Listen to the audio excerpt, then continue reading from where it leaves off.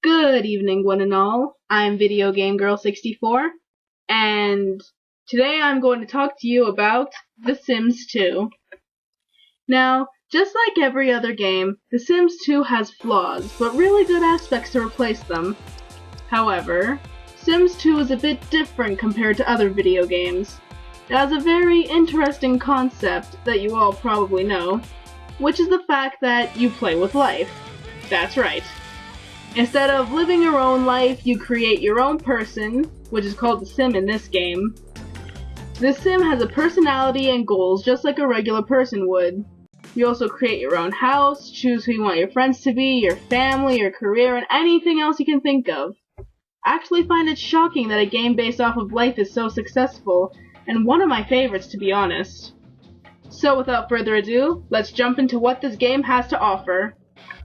Let's start with the good aspects of this game.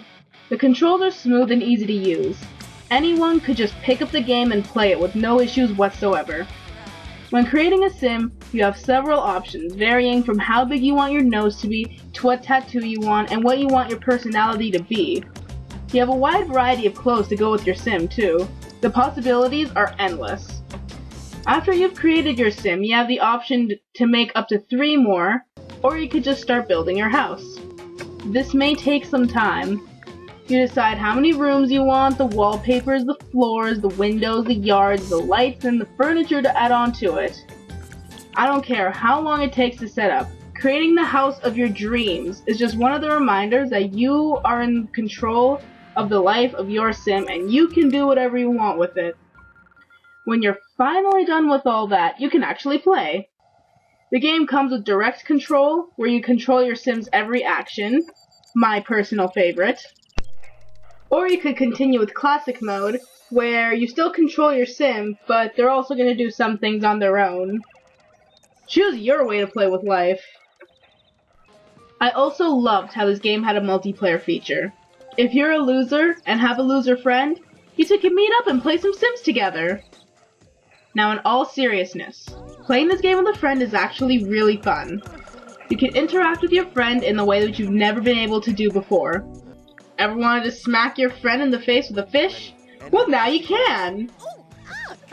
I'm glad that they only made it 2-player, because the screen is already a bit cramped with 2 people playing. I wouldn't even want to see their attempt at allowing more people to play at once.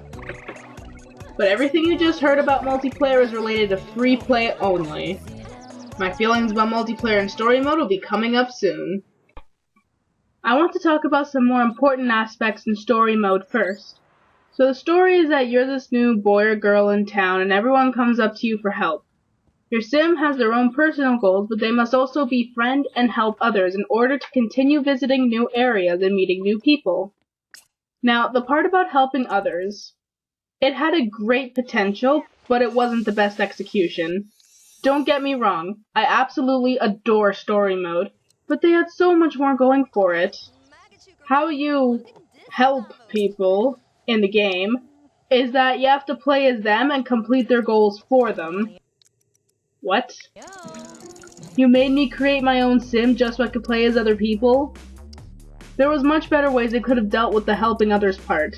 For example, at Cliffside Retreat, the restaurant place, instead of playing as characters and cooking for them, there could have been an event where they do a grand reopening and you have to help them with service.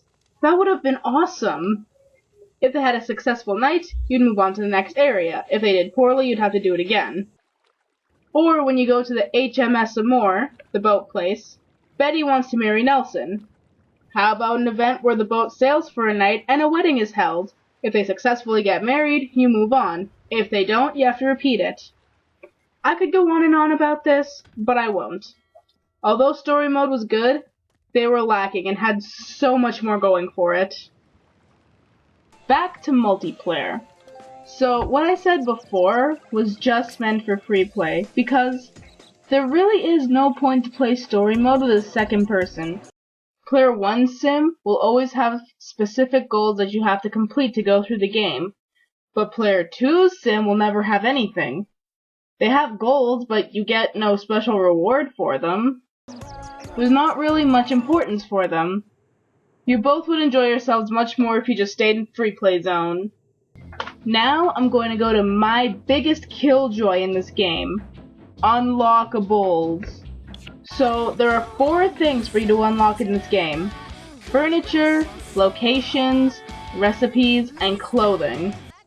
To unlock all the furniture, you have to get in a certain amount of aspiration points, which are points you get for completing goals. Okay, that's fair. I'm fine with that. You unlock locations when you've finished helping everyone in the current household that needs your help. Okay, that makes sense. I'm fine with that too. You unlock recipes by cooking and reading. No problem. The one thing that kills me in this game is unlocking clothing. You know what you have to do? You have to go to every character in story mode and get 100 friend points with them, which is the maximum you can get. Every character! Oh, but you're still not done. Not only do you have to befriend everyone, you have to get all the promotions in every career. Legit? Legit? Like LOL legit? Yes, like LOL legit. I don't even like getting all the promotions for one career, and you want me to get every promotion for all 10? No thanks. I've had this game for a few years, and I still haven't completed this. I'm getting pretty close, but I don't find this part of the game to be very fun. However, there is one final thing that I would like to bring up before I conclude. This is indeed a game about life. So why the hell can you not have children or pets?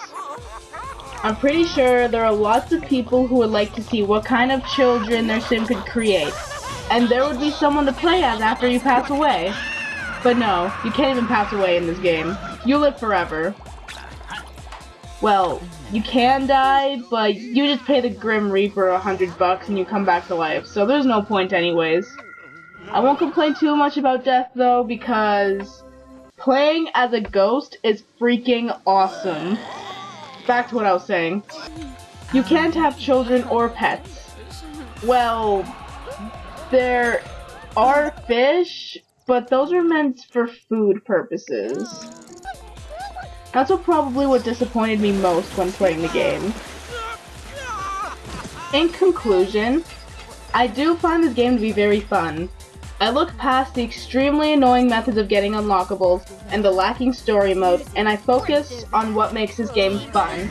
The unique clothing options, all the possibilities you can do with your house, playing when you're dead, choosing your friends or lovers, 2 different ways to play, playing with a friend, my list could go on forever. I love this game. In fact, it's actually my favorite sim game. Not including the ones for the PC, because those are amazing if you buy the 3 trillion expansion packs that go with them.